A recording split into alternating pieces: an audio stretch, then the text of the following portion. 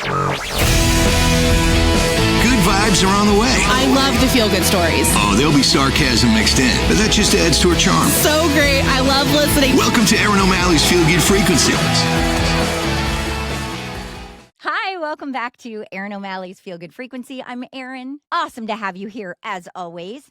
So this, I decided, was going to be a water cooler week because I have found so many really cool little stories that have happened this summer around the country. And I wanted to share them quickly with you in case you missed any of them. And, you can tell family, friends, that kind of thing, especially if somebody is talking all about the negative. You can be like, hey, didn't you hear about that girl in Maine who collected all these backpacks to help kids that are less fortunate? So these are the stories that I'm going to share. But first, I wanted to let you know what I did this weekend because it's kind of crazy, but fun weekend.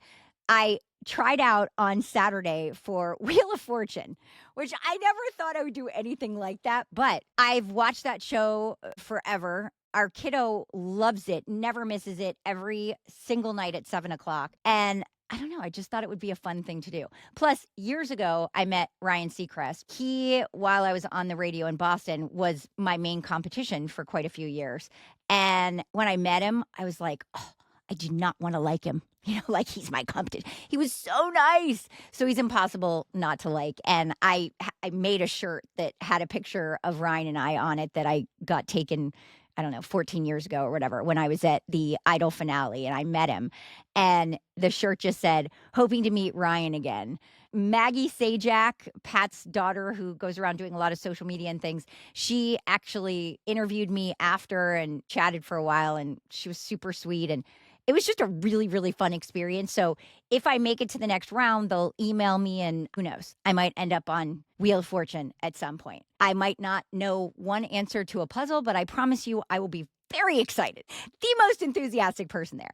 And then on Sunday, I went to see the band Dogstar, liked them for a long, long time. And Keanu Reeves is part of the band. He's the bassist. And I pitched him to be on my podcast at some point. He and his girlfriend, Alexandra, they do such great things. They're helping people all the time. Much of it is in silence. They don't have social media and all that, but they are just such good people. So I've never been the kind of person that goes after that kind of thing or nags anybody. I worked with people that were so good at that, but I just was always like, well, I don't want to bother anybody.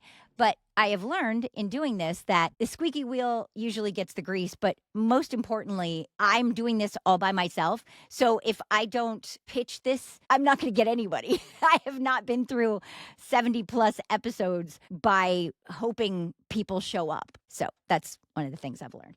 But anyway, I just wanted to share that with you because it was a really fun weekend. And it's just a reminder also, go for it. No matter what it is in your life that you've been maybe putting off or thinking about, like, oh, I should probably do it.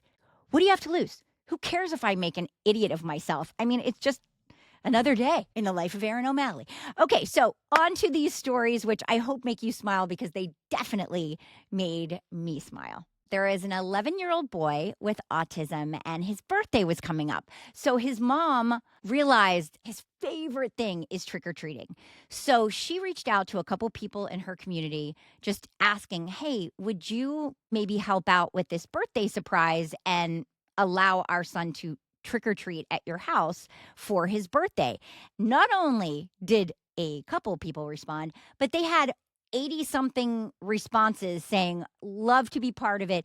This boy ended up trick-or-treating at 70 different places, and the mom was blown away with the kindness. It gives me chills to think about how wonderful is that community to step up and make this such a special birthday for this little boy.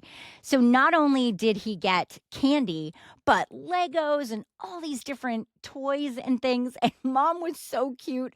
She was saying that she didn't have close to enough of a big bag to gather all these things that her boy ended up getting for his birthday. She could not be more grateful and proud of the community that she lives in. She said it surpassed any and every expectation she could have ever had for his birthday. So thank you, thank you. If you live in that community and you are part of this, you are the good people. You are my people. Thank you. This next one's out of Florida. Tampa International Airport is doing something that I hope other airports really jump in on because it's such a great idea. So every single year, there are plenty of bags that are left behind. And of course, the airlines, the workers, they do what they can to find the owners of the bags, but many of them just get left behind. I don't know. Maybe these people are very rich and do not care about the clothes or whatever else they had in the bags, but they just leave them behind and never claim them. So after 30 days, if no one comes, then they're officially property of the airport, I guess. Well, last year, they heard about a program that the Hillsborough County Children's Services is part of called Duffels of Dignity. They work with foster kids to make sure that they have proper suitcases, luggage, bags, that kind of thing. So when they are having to uproot and go to a different place, a different family, they're not using black trash bags. Because if you've watched my podcast in the past, I have had different organizations on nonprofits, charities that work with foster kids. And so many of them, that is their luggage. Just some plastic bag and everything they have is in it, not just clothes, but anything. And we all know those are not very sturdy. And plus, like, who wants to walk around with a garbage bag? There's not a lot of dignity in that, which is why Duffels of Dignity began. So last year, the Tampa airport donated 119 unclaimed bags to this program. And this year, it was way bigger. 238 bags were just donated, and they're in excellent shape. And it wasn't just bags, but they also had car seats left behind, strollers, things like that, that will also go to the families, the foster families, to help out with those kids. But isn't that a great idea for all airports to do instead of just, I mean, I don't know what they do with these extra bags. I would think maybe give them to Goodwill or something, but to know that they directly go to foster kids who could really use them, it is such a fantastic concept. And I truly hope that it expands. Well done, Tampa Airport and everyone involved. So there's a boy in Utah. He's 13 years old. His name is Zach Waters, and he has spent his entire summer doing something for somebody else. Kids like this blow me away. I love it. So he is very fascinated with 3D printing. And I guess he has his own 3D printer. He went on YouTube to just see videos about how to make things. And he stumbled across an organization that makes wheelchairs and devices for people that need them from a 3D machine. So he spent 300 hours of his summer constructing a 3D wheelchair for this little girl that he didn't even know. And he had it completely custom made for her. Her favorite color is pink. I guess she's very drawn to pink. So it's all pink. And there's all these removable parts. And then in the back, there's all this extra space for her medical equipment. But it doesn't stop there because, again, she's only 21 months old. So the headrest and the footrest both adjust so the wheelchair can grow with her, which, oh my gosh, I love this idea. And he said his favorite things are 3D printing and helping people. And so this was just the perfect project for him over the summer. And Zach, you are one of these people making the world a better place at just 13 years old. I cannot wait to see what you're going to do in the future. Honestly, that is so above and beyond. What were you doing at 13 during the summer? Got to give kudos to the parents of these kids because you are raising them right. So thank you again, Zach. That is such a cool story. So there's a food pantry in North Carolina doing something so smart. They have paired with DoorDash to make sure that people in the community who desperately need food but don't have transportation to go get it are still receiving what they need. It is through something called the DoorDash Project Dash program. And this allows people like the elderly and veterans and those with disabilities who are unable to actually physically get to this food pantry to still get what they need at absolutely no cost. And I hope that other places around the country figure out something similar because what a difference it is making in that community. I feel like this time every year there are stories like this, and they need to be highlighted because it is just one business that is making such a difference in somebody's life. This happened in Fresno, California. There's a couple who had their air conditioning unit completely break down, and it was 108 degrees. Well, a local HVAC company heard about this couple and decided to step up and help out. It was going to cost $12,000 to replace. The technician's name is Ethan, and he works for a family company. He had a long talk with them, trying to see if there was something that they could do to help this elderly couple on a fixed income out. And they ended up replacing the whole thing for free, which is just so above and beyond. And if I lived in that area, I would absolutely be going to a company that did something like that, because that is truly beyond kindness. Next story.